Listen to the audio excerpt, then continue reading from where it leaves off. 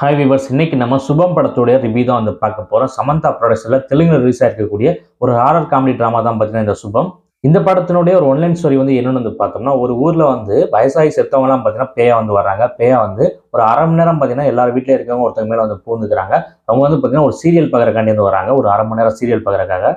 So இந்த மாதிரி வீட்டில் வயசாகி செத்து போனவங்க எல்லாருமே பார்த்தீங்கன்னா அவங்க வீட்டில் ஒருத்தங்க மேலே ஆவியை வந்து புகுந்துக்கிட்டு ஒரு அரை மணி நேரம் பார்த்தீங்கன்னா சீரியல் வந்து பார்க்குறாங்க. இதனால வந்து பார்த்தீங்கன்னா வீட்டில் வந்து நிறைய பிரச்சனைகள் வந்து வருது. இந்த ஆவியை ஓட்டினாங்களா இல்லையா, அதுக்கப்புறம் என்னெல்லாம் ஆச்சு, இதான் பார்த்தீங்கன்னா அந்த சுபம் படத்துடைய ஒரு ஒன்லைன் ஸ்டோரி.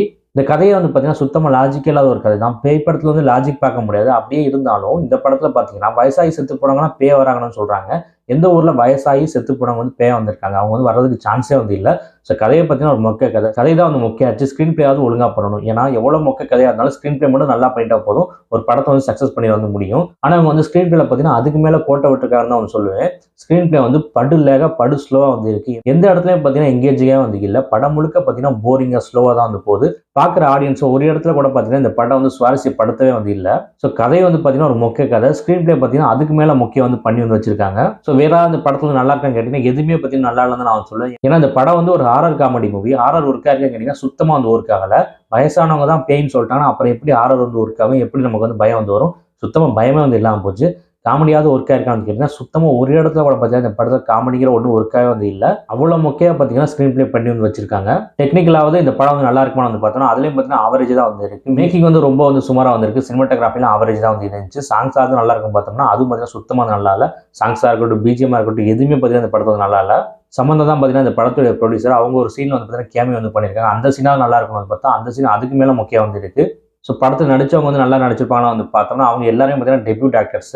ஒரு டீசெண்டான பெர்ஃபார்மன்ஸ் தான் வந்து கொடுத்துருக்காங்க. படம் ஆரம்பிச்சதுலேருந்து முடிகிற வரைக்கும் பார்த்தீங்கன்னா ரொம்ப லேகாக வந்து போகுது, ஸ்லோவாக வந்து போகுது. சுத்தமாக பார்த்தீங்கன்னா எங்கேஜிங்கே வந்து பண்ணல. நம்மளும் கதைக்குள்ளே போய் நல்லா இருக்குன்னு சொல்லிட்டு பார்த்துக்கிட்டே வந்திருக்கோம் வெயிட் பண்ணி. ஆனால் ஒரு இடத்துல கூட இந்த படம் வந்து நம்மளை ரசிக்க வைக்கவே வந்து இல்லை. இப்படிப்பட்ட ஒரு மொக்க படத்தையும் பார்த்தீங்கன்னா நல்லா இருக்கு ஆகும்னு சொல்லிட்டு வந்து இருந்தாங்க. ஸோ நல்லா இருக்குன்னு கேள்விப்பட்டு இதை போயிட்டு வந்து பார்க்குறோம். பார்த்தீங்கன்னா பட்டு மொக்கையாக வந்து இருக்கு. இந்த ஹாரர் காமெடி மூவியில் வந்து பார்த்தீங்கன்னா ஹாரரும் ஒர்க் ஆகல, காமெடி ஒர்க் ஆகல. இது பத்தாவதுக்கு சோசியல் மெசேஜ் சொல்றேன்னு வந்து சொல்லியிருக்காங்க. அதில் பார்த்தீங்கன்னா ஃபெமினிசம் பற்றி வேற பேசியிருக்காங்க. நீங்க என்ன வேணாலும் கருத்து வந்து சொல்லுங்க, ஆனால் அதுக்கு முதல்ல ஸ்க்ரீன் பிளே நல்லா பண்ணுங்க, கதையை நல்லா பண்ணுங்க. எல்லாத்தையும் படுமொக்கையாக எடுத்து வச்சு படத்தையும் வந்து கெடுத்துட்டு நீங்க என்னதான் வந்து கருத்து சொன்னாலும் அது யாருக்குமே வந்து போய் வந்து சேராது. ஒட்டுமொத்தமாக பார்க்குறப்போ இந்த சுபம் படம் வந்து எப்படி இருக்குன்னு வந்து கேட்டீங்கன்னா ஸ்டோரி, ஸ்க்ரீன் பிளே, மேக்கிங் எதுவுமே நல்லா இல்லாத, எதுவுமே ஒர்க் ஆகாத ஒரு கடைஞ்செடுக்கப்பட்ட காட்டுமுக்க படம் தான் பார்த்தீங்கன்னா அந்த சுபம். இந்த படம் பார்த்தீங்கன்னா எனக்கு சுத்தமாக வந்து பிடிக்கல. இந்த படத்துக்கு என்னோட ரேட்டிங் வந்து 5க்கு 2.5. இது ரொம்ப ரொம்ப ரொம்ப ஆவரேஜான ஒரு ஹாரர் காமெடி மூவி. தொடர்ந்து சினிமா ரிவ்யூஸ் பார்க்குறதுக்கு, சினிமா சம்பந்தமான சுவாரஸ்யமான வீடியோஸ் வந்து பார்க்குறதுக்கு மறந்துடாம நம்ம சேனல் வந்து சப்ஸ்கிரைப் பண்ணி வச்சுக்கோங்க.